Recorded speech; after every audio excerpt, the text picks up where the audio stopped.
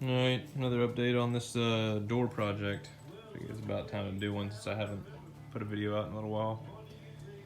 So, my dad came over and helped me build this little jig doohickey because I don't have the spare cash lying around to buy one of those nice bodywork dollies or like door hangers. So we just rigged this up with some 2x and it seems to work alright. Anyways, here's the door off and kind of scuffed up prepping. So, the only places I really had to touch on was right here on the corner. The door got dropped. You can see where it's still kind of dinged.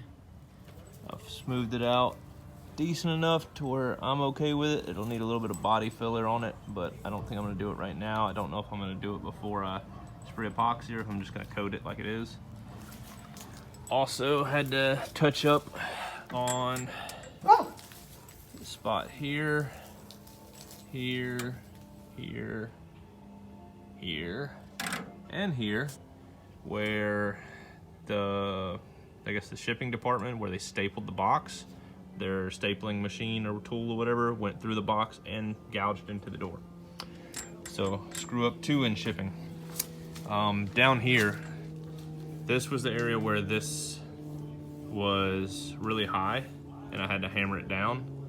And when I hammered it down, this little plate you can see right here, this is like thicker than the outside shell, just a support plate to give this rear, it runs the whole length of this rear I believe, but it's to give strength to like this latch area I believe.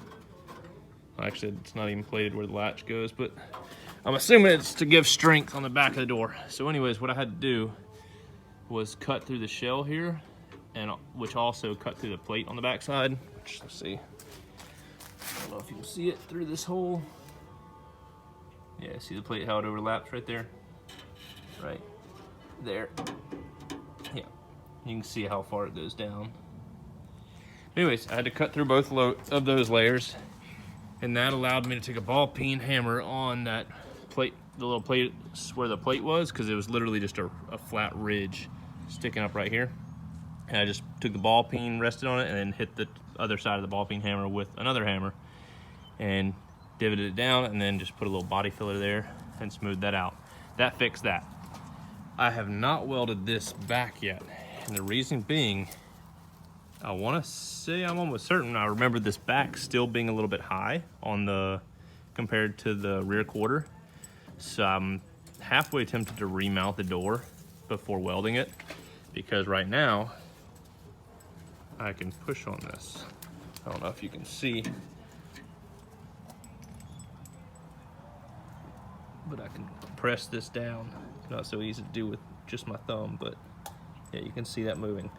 When I weld it, it's gonna pull, and right now it's possible I could push it all the way tight and close that gap and weld it, and it'll make this body line right here perfect with the quarter right here.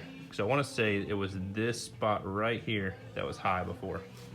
You see my kind of ghetto rigged blanket over the door just to keep dust out of the car as best as I can. But anyway, so I think I'm probably gonna remount the door one more time, and before I weld that, smooth it, and then epoxy it all. I did get my epoxy ordered. I just ordered a quart from SPI to do this, or well, a quart kit, so it makes 2 quarts. So I've got the epoxy where I can recoat this. I think, like I said, I'm gonna get some help, get the door remounted, weld that back seam, smooth it out, then I'll pull it off and epoxy it.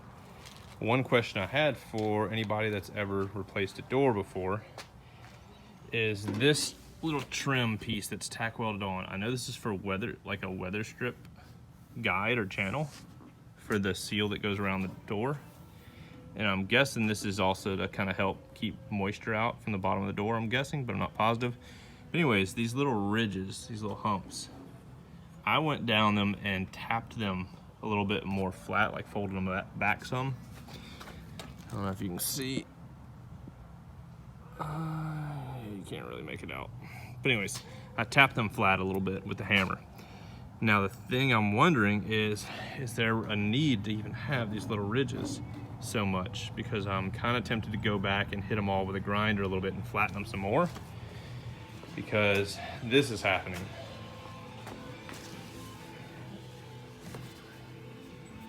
right where all those were. Yeah. Now granted, once I lifted it, this sill plate is like catching on them. Now they might be catching because I folded them out, I don't know, but before they were scraping the actual rocker. All right, so not pretty. Now before you say, oh, you just need to lift the door. No, because the body lines are right where it's at, and it has like a 2 paint stick gap at the bottom already. Lifting the door is not the solution. So my question is, how do you fix that? Did I do right by tapping them? Do I need to fold them back down and then grind them out some? Because I can fold them down and then run the grinder down it and just flatten them more or less, kind of like how this one is. So it won't be so much of a hump, like, because it was just kind of doing that downward. I would make it where it's more or less just flat, kind of like this lower one is. So somebody get back to me, let me know what you think on that. And I think that's it.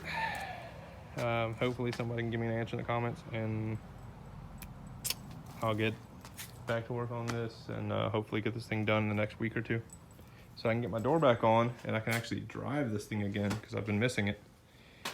Yep. All right, thanks for watching. Later.